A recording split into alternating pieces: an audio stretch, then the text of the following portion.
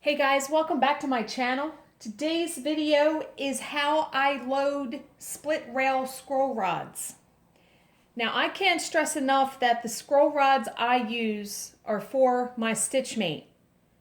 You cannot find them or buy them unless you find someone who has a Stitchmate. But there are other split rail scroll rods out there.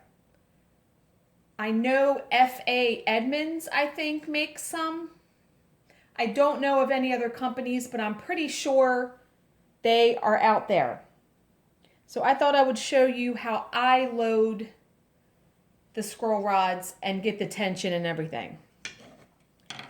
First off, I should have found, this is approximately 13, a fat A, 13 by 18. I should have found the center. I'm going to eyeball it because this is more than enough fabric that I need for my project. So the first thing I do is I will bring my fabric down. Here's the split rail. See how the rail goes in the middle? You pull that out. Now I put probably, and you can't really see that very well. Okay. I put probably an inch or more, I want to say an inch and a half, past the top of the scroll rod. You set the fabric on top of the rod. Take the rail and just push the fabric in like that. See how the fabric's in there? And then I will move up and do the bottom that same way. Now, how I make sure that the rails are even, I will take this stick. You guys can't even see that.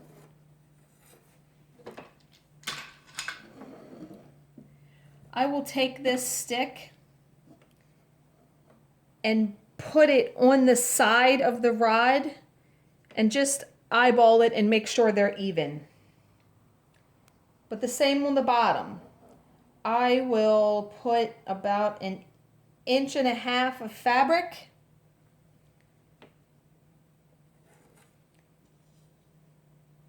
and then push the rod down on it.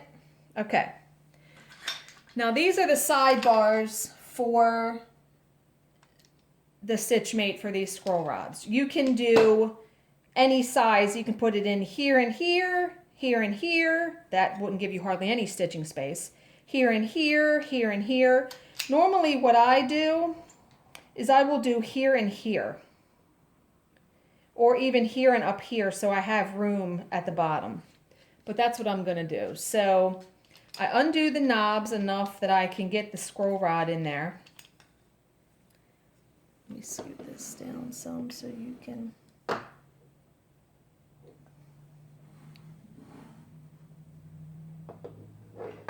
First off, I sort of roll these up a little bit.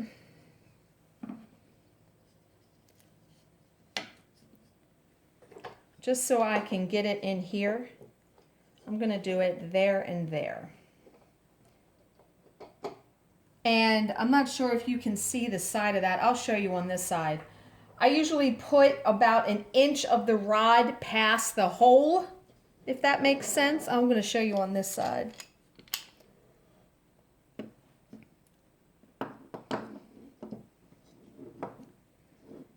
See how I have like an inch of the rod past in the hole?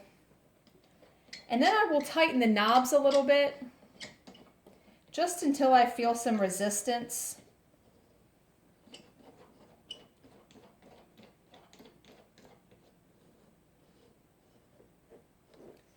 And then I start to roll the fabric while it's in there.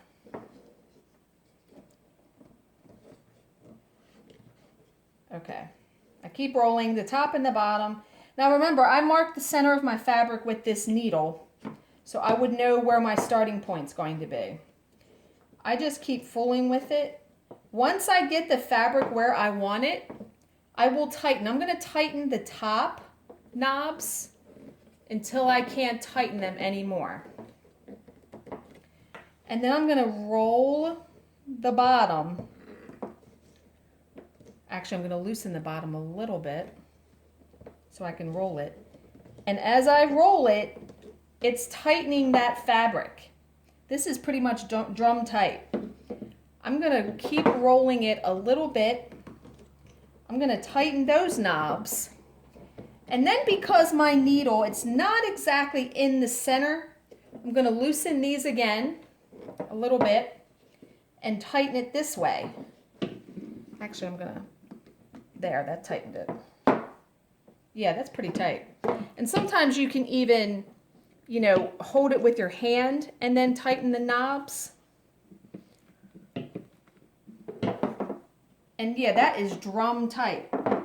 So, like I said, these scroll rods come with my Stitch Mate. I'm very thankful that I have this because I love these scroll rods and these sidebars. But there are many other companies out there that make split rail scroll rods. And you could even use this same concept on, is it American Dreams? The one that has like the Velcro strip up at the top and the bottom where you put the piece on your fabric. The same concept as far as tightening it up and getting your tension. So I hope that helped. But that's the final product, and this is actually, I'm going to start the Frosted Pumpkin stitchery piece on this. Who knows, by the time you see this video, I may have it done. But as always, guys, if you have any questions, please leave them in the comments section below, and I will answer them to the best of my ability. Thank you for watching and subscribing, and I will see you in my next video. Bye, guys.